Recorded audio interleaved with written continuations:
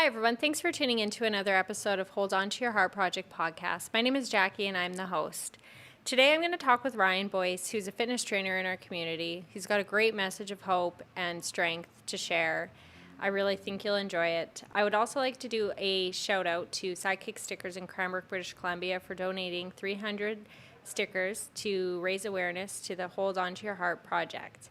On July 15th, we're going to have a community event in Cranbrook, British Columbia at the Farmers Market starting at around 9 a.m. and it's called Talking with Tacos. Talking with Tacos, we are going to raise funds, hopefully, for the project, serving tacos by donation. We hope to see the community there. We're going to have our microphones, and we're just hoping to capture people as they come breeze by, giving messages of hope. We might ask them things like, what's one piece of advice that's helped you in your hardest time?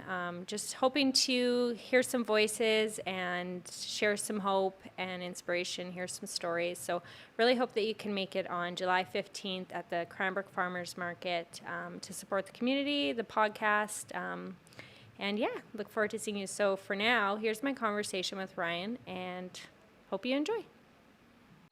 Ryan, thank you so much for coming on to the Hold On to Your Heart Project podcast.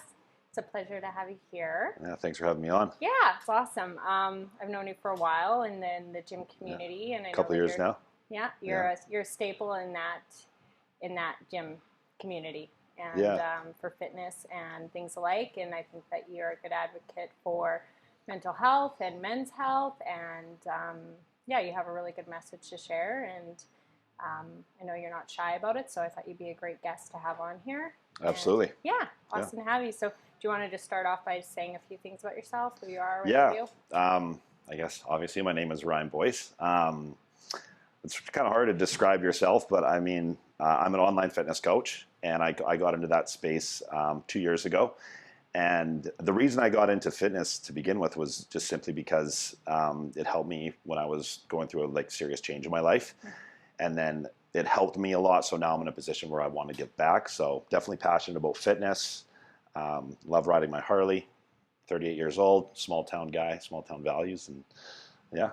Just here in Cranbrook. Yeah, living it up. So how long have you been doing the online fitness for? 2 years now. 2 years this July. And did you leave something prior to that? Like, were you doing something? I was working at the same time. So I quit my job, my cushy retirement job in February. And full-time online now, coaching. So was that a hard transition for you? Absolutely, it was. Yeah. A lot of self-limiting beliefs. A lot of it's still to there's some days I'm just like, I can't believe this is my career, right? It's hard to switch over from something where you're so conditioned to get a paycheck every single week or every 2 weeks, right? You're trading that time for money when this is like a delayed gratification in a sense, right? Not gratification, but you're delayed on, you have to put the work in ahead of time, right? To get the pay. And that's kind of similar to, fitness, and you got to put the work in ahead of time to get the result down the road. So and being super self-motivated and, getting your hooks in the water and not having that safety net of the 9 to 5 and, absolutely. And the things that come with that. So what were some of the self-limiting beliefs that you had? I mean, there's just so much in the space, right? There's so many online fitness coaches, and it runs through your head. It's just like, why would somebody hire me? Am I a good coach? Can I get people results? Just things like that. It plays into, your head. It's just one of those things. If you've never done it, the only way you can get belief in yourself is by actually going and doing and putting the reps in, right? Mm-hmm. The way you build that is by simply doing it. Mm-hmm. And as time has gone on, I've slowly built that belief in myself, and your confidence builds up more and more. But yeah, it was just generally I just didn't believe I could do it, right? You could tell yourself that story in your head over and over and over again. And so what did you do during that process to kind of combat? Is it like you say, just putting the time in, putting the work in? Well, it was, as time goes on, like I said, you start to believe yourself, right? But I also had mentors. I have mentors and coaches, business coaches, mindset mentors, all of that, right? And they're just like, you got to just pull the plug, man. You got to go in fully here and commit 100%. And it was just that switch where it's like, okay, let's do this, right? You just have to make that decision. It's like, you're either going to do it or you're going to not. You're going to live in procrastination and sit in the middle here, or you got to choose one or the other, because it's my job or it's the business. I'd have to, like put on the brakes on business and not grow any further, because I was just at capacity with running the business and the job. So I just was like, this is my passion. This is what I actually want to do. So what's the worst thing that can happen, right? I go back to where I was before, or what's the best thing that can happen? I'm doing something. Are you tracking for the best things that could happen right now? Yeah. Well, it goes back and forth. It depends on any given day. I wake up, so I'm like, I'm sure you wake up some days in a negative mindset, and then that can compound through the day. And I've had those in the last week, right? You wake up and that one little thing happens, and it's like you start focusing on, something, a certain client or something that, really agitated you that day. And then sometimes I've sat with that, right? But then coming back to a place of gratitude and just trying to focus on the positive side of things. That's what you bring back to. Gratitude's always good. Yeah. Gets you out of a dark hole, doesn't it? Yeah. I had a call with my team. Like I work for a team of coaches, and we got on, and as soon as we get on, we're supposed to share wins. And I was just like, I'm overwhelmed. I'm stressed out. I just started going off. And then I caught myself. I'm like, afterwards, I'm like, what was I complaining about? Like, I'm out here on a walk with my dog.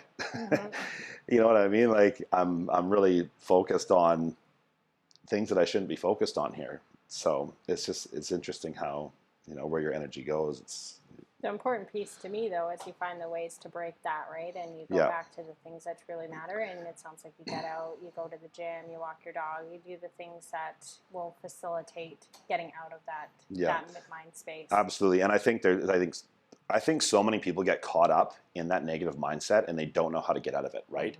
And then that just, like I said, it compounds over and over and over again. And until you can recognize where you're at, and then you have to flip the switch.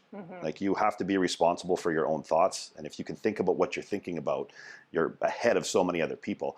Because how many of you are on autopilot? Like, we're all kind of on autopilot. We do the same thing over and over again. Our subconscious mind just runs our life.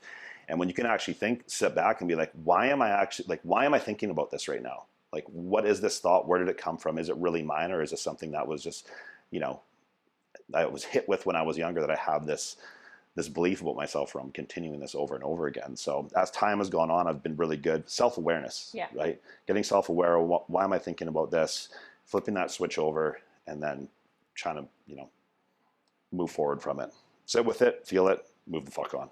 Yes, absolutely. The only way out is through, right? That's right, yeah, you are your thoughts. You're the one who's aware of them, and that kind of drive to want to see it differently, right? It's a huge piece.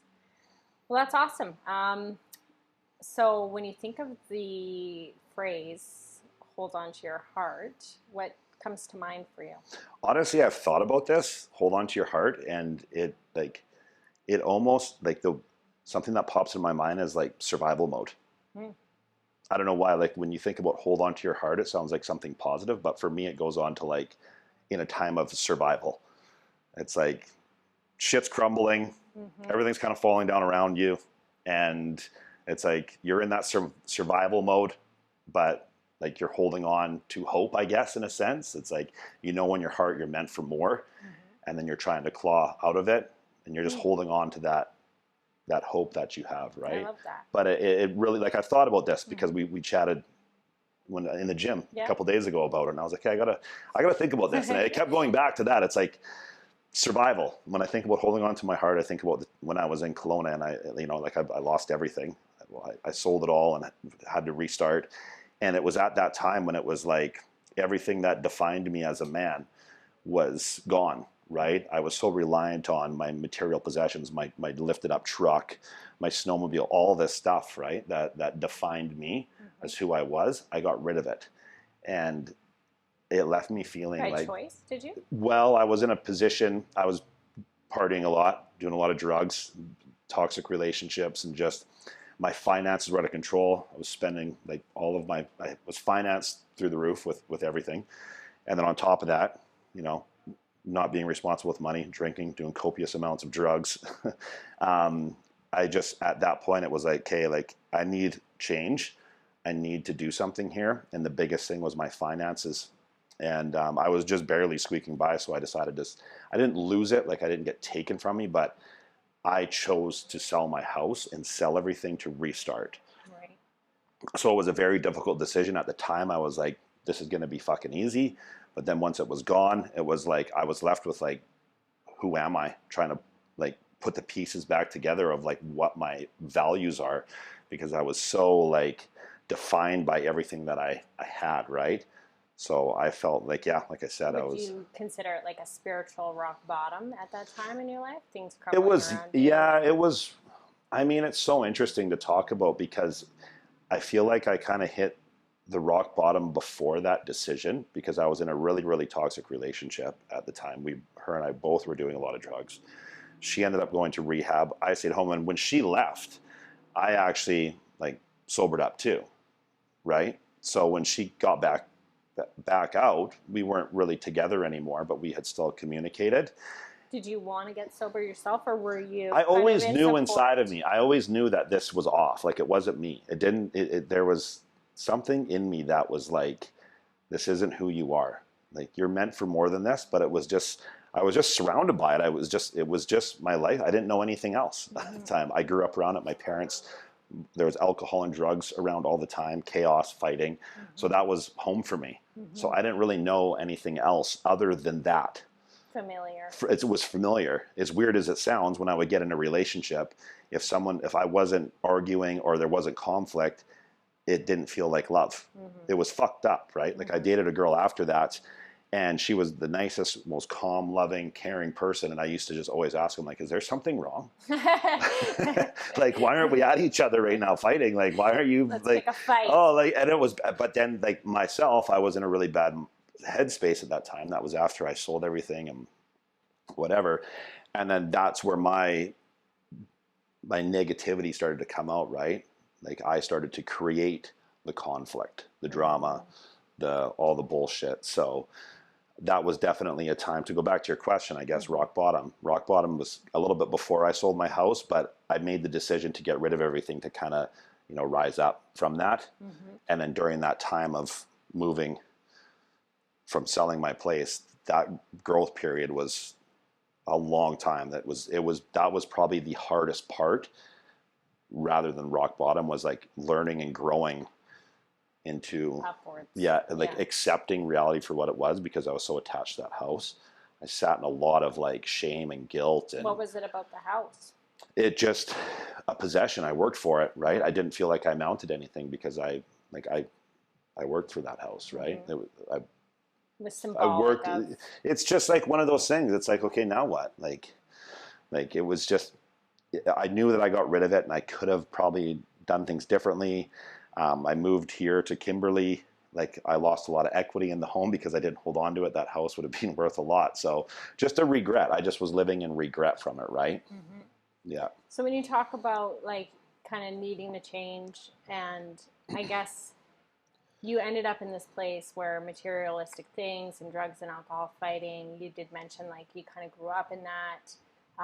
Like, what do you think, brought you to that place? Like, what was it about your childhood or your growing up that kind of brought you to a place where that was the choice that had to be made to shift, Like, like I said, I just I knew it wasn't healthy. I knew that it wasn't proper, right? I didn't internally want that.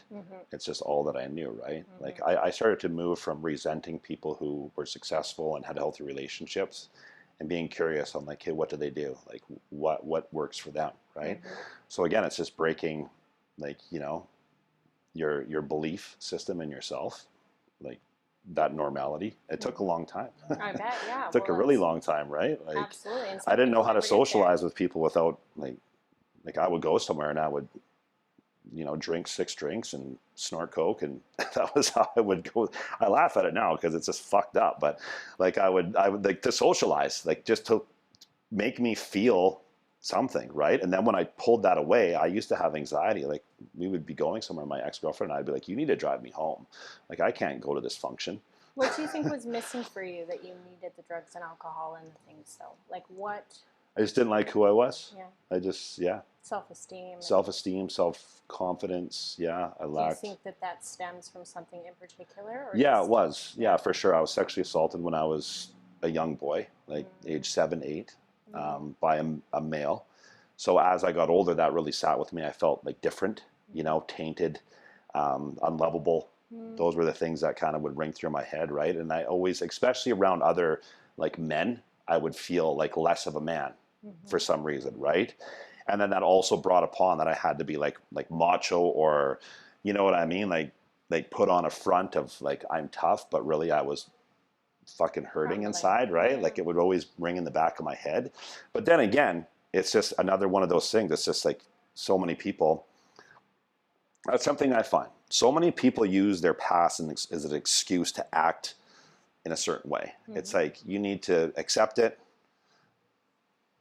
sit with it, and then move on from it, right? Like turn your fucking your trauma into a triumph, right? And it took me a long time to accept that and just move forward from it, right? Which I'm fine with now, but that was something that was really, that would throw me off kilter, right? And then obviously when you drink and do drugs, that all goes away. It's just like, yeah. Well, that must have been kind of a pretty lonely time for you, like during that time when you were being assaulted and abused. Did you have somewhere to turn? Did you have somewhere to go with it? I didn't actually. There was a friend of mine that was involved in it too, and he was the one that actually brought it up to our parents. And then that's where it all kind of came down, right? And kind of a lack of intervention. And then there was like an intervention where like they got us together and like what's going on, and at that age you don't really know. But then growing up, a lot of it was like I would punish myself, but punish my inner child, you know, to be like I was mad at myself internally, like, why the fuck didn't you say no? Like, it's your fault. So like that punishment was kind of the point where I would just push myself into just be like, well, fuck it. Like, I'm just going to go do this. Like nothing really mattered. It mattered, but I just was so angry. You know what I mean? I was mad at myself. Fair enough. Yeah. And you do internalize those sorts of things, right? That's a really impressionable age, and it's a unfathomable act, and that would. It is. Once I opened up about it, though, I realized how valuable it is to like open up and create that space for people. Instead of hiding behind it, like I don't run around talking about it like, oh, poor me, pity me, but. Do you know what I mean? If it's brought up and I'm talking about it right now, it's a good thing to talk about, to create space for other people who don't feel like maybe they feel they're alone. And it's like, holy shit, like that guy, you know, same experience, right? Yeah. I first shared it at a self-development event where we went through a process of you're walking through these rooms with your inner child. And then at the end of it, you walk out of the house up to the mountain with your inner child and forgive your inner child for all the shit. And that was the first time I kind of was like, okay, like I'm kind of catching on to this inner child deal. Like, this is weird, but everyone's in the room crying and I'm just like kind of fucking mad. Was that like a really freeing experience for you? I mean, it was, because I had like other dudes come up to me after and they're like, thanks, man. That was like very brave. Like I had a similar experience. And then it was at that point, I'm like, you know, and the guy that was doing the self-development event, he said something to me. He's like, you need to be grateful for that's happened to you. Like, what did you think when he said that? I was like, are you fucking nuts? Like, are you like, how can I be grateful for that? But as time has gone on, I understand what he means, right? Like, I now view it as I'm a pretty fucking powerful guy to go through that and be in the place where I'm at.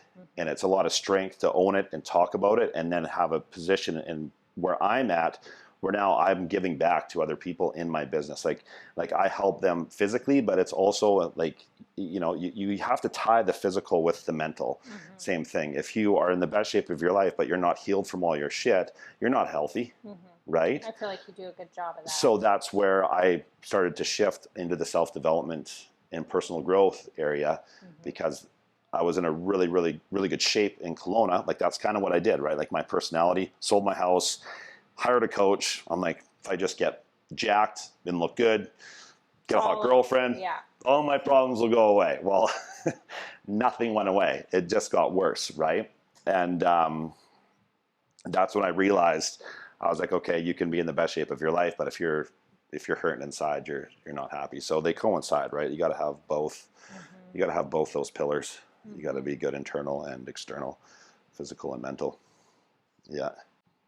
What was next? Like, you did that. So what happened was I sold my house. I quit my job. Well, I actually lost my job because I had a shitty attitude at the job I was at. And then I went and started selling cars. So I sold my house, rented a place downtown Kelowna, right? And then I started selling cars. So like all these changes, just like all of this shit, I'm just like, I'm kind of like drastic like that. I'm impulsive. So all of a sudden I'm working in the oil field, driving a lifted truck, got my house. I don't have anything. I'm driving a shitbox vehicle and I'm selling cars now. Like, what's going on here?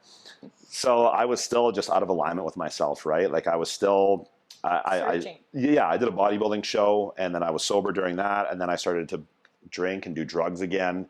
And then I was with someone, I was lying to her about it. And I was miserable. So I was like making her miserable too. It was fucking bad. It was like, I was a horrible man. I was not a good man. I was a fucking child. I was insecure. I was just still working through all my bullshit. So her and I split up. I decided to move back here, bought my place here. And then that's where things started to shift a little bit. Mm-hmm. Quit my job, spent some time by myself, and then started focusing on, personal growth. And then that's where I started to recognize, like, I'm the problem here. You know what I mean? Like, I'm in the position I'm in because of my choices, and it's no one else's fault. It's not the person that abused me. It's not my fucking shitty childhood. It's not this. It's like, it's you, dude.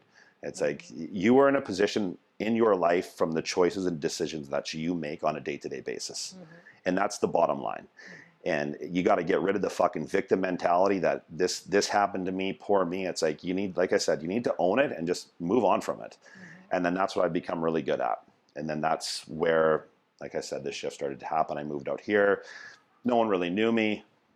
Did my own thing. I stick to myself. I'm a bit of a solitary guy, kind of a lone wolf, and I like it that way. My circle's very small because I can be as easily influenced sometimes as well. But as time goes on, that gets easier to not get influenced for sure. You said you did a bodybuilding competition kind of in Kelowna, and then I know that you just recently did one. Yeah.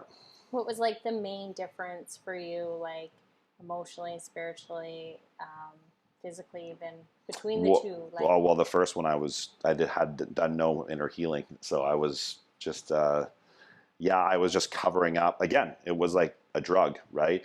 I didn't want to work through the shit that was internally fucking with me. So I'm like, well, I'll just really focus on this other thing. Mm-hmm. And then once that competition was over, again, I was left like trying to piece together what to do, right? Because I had this mission, this goal, this bodybuilding show, right? So that was where my focus was. Once it was over, again, I felt lost. I'm like, well, what next? Now this is over. Like that's why I'm so big on creating goals and striving for something, having a mission, like especially men. Like I feel like we need a purpose, we need a mission, mm-hmm. right? And when you don't have that, I feel like that's when you fall into the vices of alcohol and drugs, because it's just like there's nothing there. So continually like making those next steps towards something so that you're stimulated and feel purpose. That's where I fell short on the first one, right? Because I didn't have that afterwards. Mm-hmm. Where now this one I was in a good mindset. I learned more about myself. I'm calmer. I'm more confident. I was doing it for the right reasons. I was doing it for myself, to challenge myself. Where before I was doing it to kind of cover things up and to look good. And, my ex and I split up, and I'm like, well, I want to show her, you know what I mean? And this one was like, I just did it for me. It aligned with my business. It helped me connect with my clients better because I was stepping into something that's very difficult. Like obviously going to the gym, it's very comfortable for me. Yeah. Nutrition, food, things like that. It's simple for me. It's second nature now. Right? It's like, I don't even want to say it's second nature. It's like natural. It's first nature. It's just what I do. So this kind of helped me connect with them in a sense. It's like, okay, now I know how you feel, like going from, living your lifestyle that you live now to all of a sudden having to like watch what you eat and go to the gym. So my leveling up was like, okay, now I can connect with them and feel how they feel in a sense, you know what I mean, with stepping into that. I was just in a way better place. You said you learning some stuff about yourself. Like, what do you think would be the thing that you learned about yourself? During what? This last competition. This last one, mm-hmm. that I have a pretty high threshold of suffering. As you know, it's not easy to do a bodybuilding show. You did one. I just learned how much I've personally grown since the first one. I was very calm, obviously there was times I was agitated. We all get hungry and when we're in prep for a show, but just the way I handled everything, it just showed growth and maturity for sure compared to the last one. Yeah. Yeah, you did really well. Yeah. And then managing, 50 clients at the same time and having to give to them too, right? So I had to give a lot of energy still at that time, But which I wouldn't have been able to do before like, because it was all about me the first time. It was me. And of course I shared it all over my social media this time as well, but I was sharing it more in a sense as to like, look where I was, to like, look what can be done if you focus on yourself, right? Like I truly believe that like we all have the same potential. We just have to tap into it. And it just comes down to like something that fucking drives me nuts. It's when people say like, oh, I could never do that. It's like, no, you could. You just choose not to. You could. It's just not a priority. Like it's all choices here, right? If you choose to do something and you put your mind to do it, you could absolutely 100% do it. Because I said I would never do another bodybuilding show again. I'm like, I can never do that again. And I flipped the switch and I did it. So. There was a point where you said that you were angry at your inner child. It's like when you think back now and think about your inner child, how do you feel? Like what? I forgiven, right? Acceptance. You have to accept.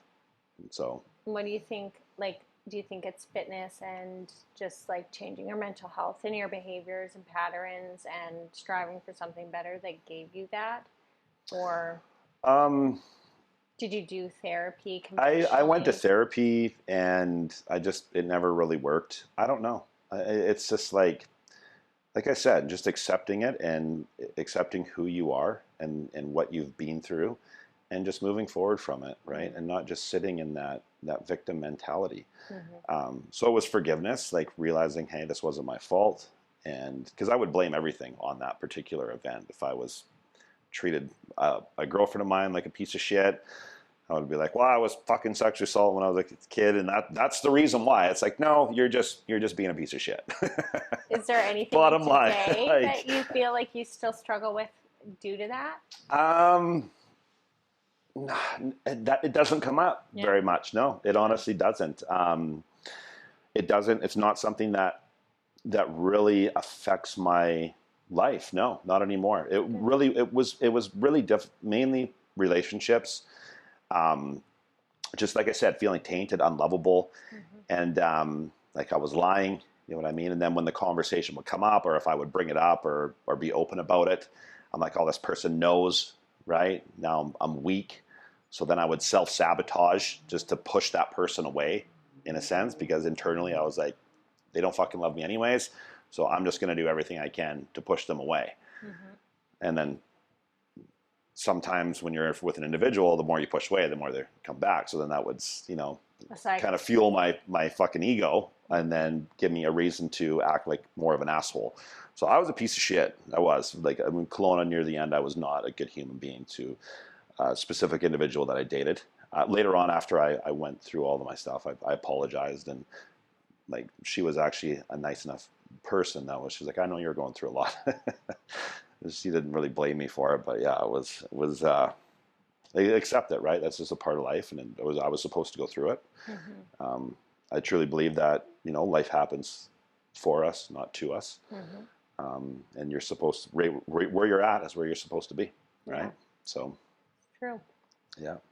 So I feel like you kind of got the code, like you kind of got like what needs to be done and you do it, and there's not a lot of things that interfere into your life to kind of throw you off course. Now you've kind of mapped your own way of success and healing, and you know what you're after. You got something in motion at all times and goals, and they're driven. Is there anything today that gets in the way of you trying to pursue myself, self? Like, it's interesting you ask this, because right now I'm in a position where I'm unsure what to do, right? I kind of want to move, but then there's the fear of it being unsuccessful, or where would you go? Do you That's know? the thing, is I don't know yet, right? And when we don't know and we don't have a destination to get to, it creates that uncertainty. So that's where I'm at right now. I'm uncertain about things, so I'm procrastinating. I'm like I said, you need to have a specific goal and a vision to work towards, because if you don't have that, you're just flying in circles. What's the drive to want to move? I just feel stagnant here. I feel like I was in Calgary. I like the vibe, the energy, the people. I'm a 38-year-old bachelor. I don't have kids. I've never been married. So I'm just like, what's holding me here, right? I love the small town, but at the same time, it'd be nice to go out and socialize. I just feel there's more for me to experience than here. Yeah, we're definitely a small community, yeah. right? Yeah, Yeah. absolutely. Yeah. And so just, I guess the uncertainty that surrounds that. And how will you move through that? Will you, like, what going forward will help you establish if it's Well, the right figuring move? out exactly where I want to be. Yeah. Like, I need to know and be like, this is, Yeah. because I have a vision written that I read often, and it's in Mexico. I'm living in Tulum, right? So I do have this vision, like my perfect day. So I read that and it feels good, but there's days that I don't read it, and then you go back to comfort. Like the body we love to be comfortable, right? And I'm comfortable. I'm really comfortable. And when you put yourself out to potentially being exposed or to what your brain thinks is dangerous, because obviously packing up, selling potentially my Harley, renting my house, moving to Mexico, there's a lot that's going on there, right? So it's like, well, I'm just comfortable here. But I like the challenge. Like, I feel like it's growth, and that's what my plan is. Again, like I don't have it set in stone. Yeah. So that's why right now I'm having a difficult time figuring out exactly what I want. I know what I want with my business. I know the direction I want that to go, but me personally, like Ryan Boyce, where do I want to be? I haven't nailed that down yet. I'm working through that right now. I'm trying to figure that out, right? Because I was in Calgary, I'm like, well, I like Calgary. And then I'm in Kelowna, I'm like, well, I like Kelowna. Well, when I was in Mexico, I really liked Mexico, right? Do you do prayer or meditation? No, to I don't. Answers, or you just do like? You know what? I used to do affirmations, and I honestly think affirmations are bullshit in a sense. It's like, kind of like chanting in the mirror and writing this, I am this, I am that. It's like, I just truly believe that you gain confidence and you gain things in your life from fucking just taking action. Yeah. Right? Like, you can sit there and say all these affirmations about yourself, but if you don't act upon them, you're not getting anywhere. And I would do that, right? Like, sometimes I'd spend 30 minutes writing in my journal these fucking affirmations and all these things I'm grateful for. And I just find I'm more grateful when I wake up and go walk outside and I look at the sunrise. I'm like, fuck, this is nice. I don't need to write this in a piece of paper. I'm grateful for the sun. But no, I don't do any prayer, anything like that. No. I journal once in a while, but mainly I've switched my morning routine around, where it's more focused on when I get up. I actually like get to work. I'm like creative at that time. If I spend too much time in my journal and all this, it's like, I could have done something effective there to actually move the needle forward to where I want to go. Like, I'm wasting half an hour chanting in a journal, fucking writing affirmations, writing all this shit I'm grateful for, when I could have just spent that 30 minutes taking actionable steps to that place that I have written down that I want to get to. So I've actually just recently switched and kind of pushed all that to the side, to the back, and just focusing on more of the action side of it. What's like the main motivator behind the things that you do? Like, what is it? Like, why is it important to take action? Like, what is? Because if you're not moving forward, if you're not growing, you're dying, in my opinion. I don't know. I feel pretty stagnant and feel pretty just unvaluable. I don't know. I look at mediocrity and I don't understand how some people I just like to be challenged, I guess. I don't know. I've always kind of been like a bit of a risk taker. Some people call it like a tick, right? Like, you got this tick and a drive for more. Well, I listen to a few podcasts and they talk about people who, have gone through trauma and stuff like that, kind of like being an entrepreneur and starting your own business. It's pretty chaotic. There's a lot of, And in that itself, you're kind of distracting. You're distracting yourself from a lot. You can get buried in a business. So you can get very distracted in that, right? And then like there's times in my business where I would create chaos. And I have a friend of mine named Natasha Storm. She's a very successful entrepreneur. Her and I have had some good conversations, and we've got on the phone, and she's like, why are you trying to change everything? I'm like, because I need to do this. I'm like, trying to change a new app. And she's like, you're just fucking creating chaos, dude, because that's comfortable. She's like, everything is going smooth. So why are you creating this Recreating chaos? I'm like, I don't know. Why am I doing this? Right. So I don't know. It makes me feel good. Stimulates me. Do you think sometimes things are too good to be true, or waiting for the other shoe to drop? Like, are you kind of sometimes waiting, like in your success? No. I think that everything. Okay, say that again. Like, are you sometimes, like for me personally, like when I'm in a really good place and I'm feeling joy and I'm feeling success and I'm feeling like, oh man, like I'm coming along here, I'm kind of anticipating the next bad thing that's going to happen, the impending doom or the other shoe that's going to drop. I think that's good. I think you should know. You should think about that, because if you don't get your ass in gear and do what needs to be done, then that's the position that you're going to be in. So it's good. Like, I think that's good. That's healthy then. You know what I mean? Like, I personally do. I think about that all the time, right? Alex Hormozy just talked about this on one of his reels. You know who Alex Hormozy is? No, I don't. Really, really cool dude. But he talks about that same thing, right? He basically says, like, you got to kind of tap into the negativity a little bit, right? Mm-hmm. It's good to have your head in the clouds and be like, everything's great here, but then you can get complacent and you can get comfortable. Right? So it's like, okay, if I don't show up and do the things I need to do today, what's going to be the outcome of that? Well, my business is going to start to slow down. And that's the same thing. You get comfortable in the gym, you stop working as hard. Well, you start getting fucking fat again and lazy, right? It's everything in life is by choice, by your choice, right? So of course I think about that stuff, but it's scary, but it motivates me. So I don't think you're wrong in thinking that. I think that's a pretty natural thing, right? That's good. Yeah. We kind of talked about some of the experiences you've had that's kind of pushed you to become the man that you are today, and some of the strength that is kind of shone through to get you where you are. And then I guess maybe just kind of like you have been sharing a lot of messages of hope to people that would be listening that may have been in similar situations or experienced similar things, but maybe just like, what would you say to someone that is in survival mode and feels like things are crumbling and they are lacking self-esteem? Maybe they've been abused, maybe they've got trauma.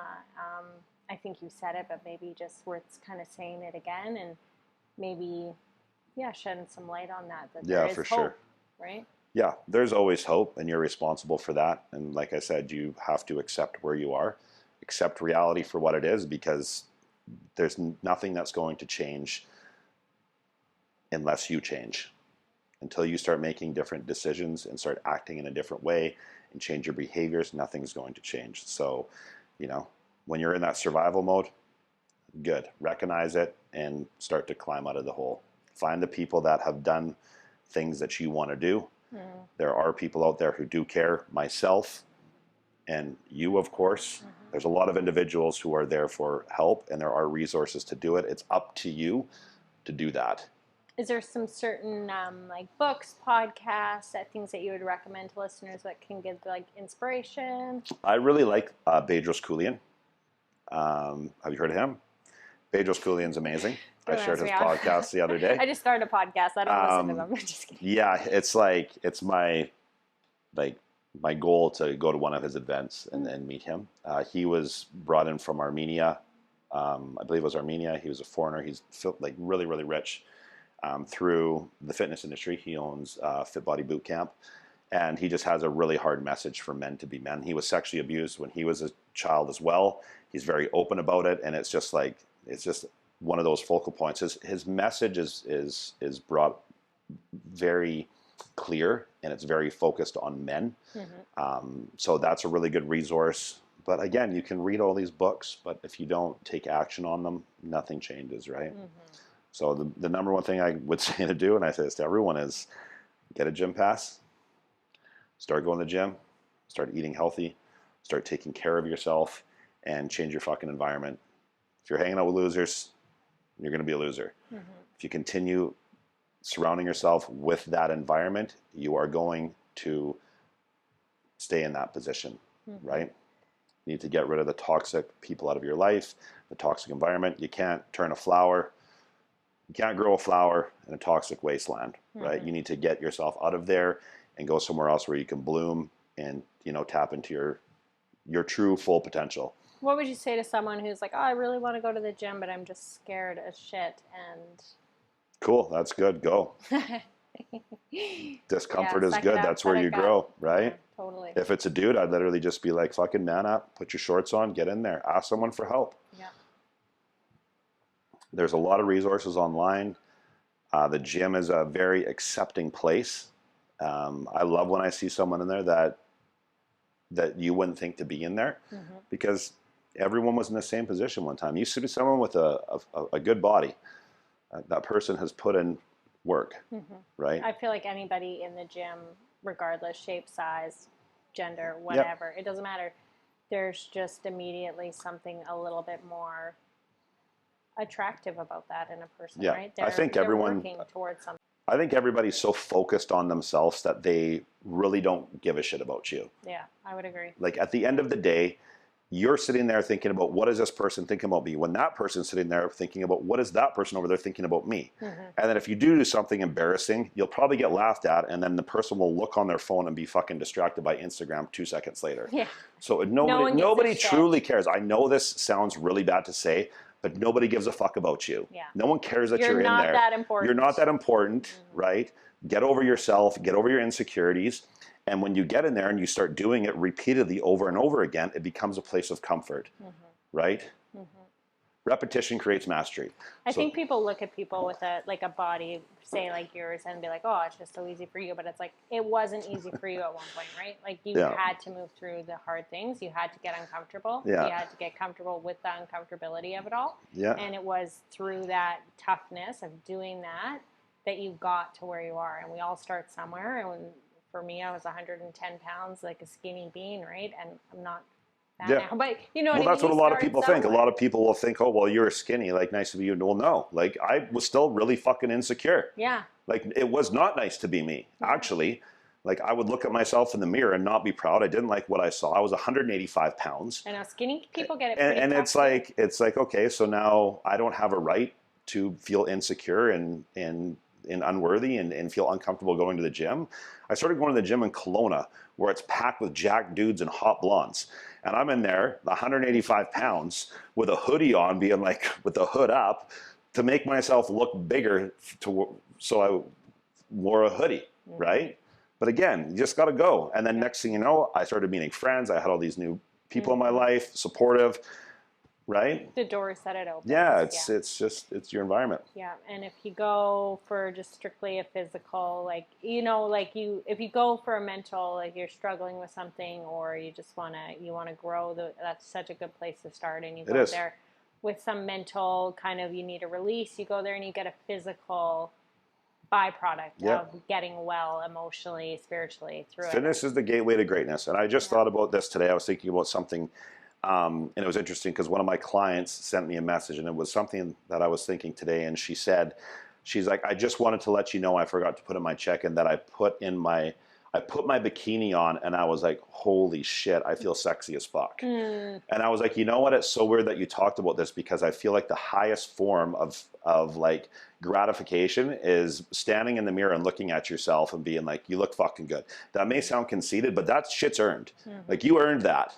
You can't buy that. It's not given to you. You can go buy a vehicle. It gives you that instant hit of gratification, but I don't mean to come across as like what's it called? Like conceited or what's the word? Self-absorbed here, but it's just like, it's one of those things. It's like, dude, go to the gym. After 6 months, you look yourself in the mirror. It's a level of confidence. It represents so much more. You're keeping that word to yourself. And I think confidence is truly like a credit score, right? Like you pay your bills, you get better credit. Yeah. You pay your dues to yourself, you get credit. Yeah. You get self-credit and you get confidence. And that's how confidence is built, is you do what needs to be done over and over again, keeping that promise to yourself, and what is uncomfortable becomes comfortable over time. Mm-hmm. Yeah, I could only agree. So if you're Well scared put. to get in the gym and you're listening to this, get your ass in there. Get in there. I If can you're local, come talk to me. Yes, Or come talk to Jacquie. absolutely. Yeah. Well, that's awesome. Do you have anything that you wish I would have asked you, or that? No. Yeah? No. If you guys are listening to this, follow me on Instagram at Ryan Boyce Fit. You know, if you have any, are you starting a podcast? I am too. Yeah. Okay. Yeah. It's in the works. One of the things that's in the works. Stay tuned, folks. So I have a note on my notes on my phone about topics I want to talk about, things like that. It's just getting it all set up. What kind of podcast would it be? It's going to be fitness, nutrition, lifestyle, Are you going to have mindset. guests, or is it going to be you as the key speaker? I will have guests. It'll be whatever topics that come to mind. Mm-hmm. I'll talk about the fundamentals of fitness, nutrition, calories. Maybe I'll bring in somebody like yourself who's competed before. I have other coaches that are really, really smart when it comes to gut health and hormones, like everything. Basically, just get me on there as a community gym rat, not a I'll body do that. computer. Yeah. That's where I fit in. Yeah. Well, thank you so much, Ryan, for coming Yeah. on. I feel like your voice and your truth here today will definitely inspire and help someone. I hope it does. I'm sure it will, and that's the goal. And just sharing our stories and our truths to help ease someone else's journey and our own, and just getting people talking about things that truly matter, right? Absolutely. Think, you're not alone. If you've Yeah. gone through something, someone else has gone through worse. Yeah. So there are other people out there who have experienced what you've experienced. Yeah. And that's what it's all about, right? That's why you've created this space. Mm-hmm. I've created my own space, right? We're here to serve, help. Creating spaces. Yeah. Yeah, that's what it's about. Well, thanks so much. You're welcome. Thank you. Hey, I'm Morgan. I'm the producer of the Hold On to Your Heart Project podcast. Thanks for tuning in to another episode. If you'd like to find out more about what we're all about and check out other episodes, you can find us at holdontoyourheartproject.com or on YouTube and Instagram at Hold On to Your Heart Project. Thanks for stopping by.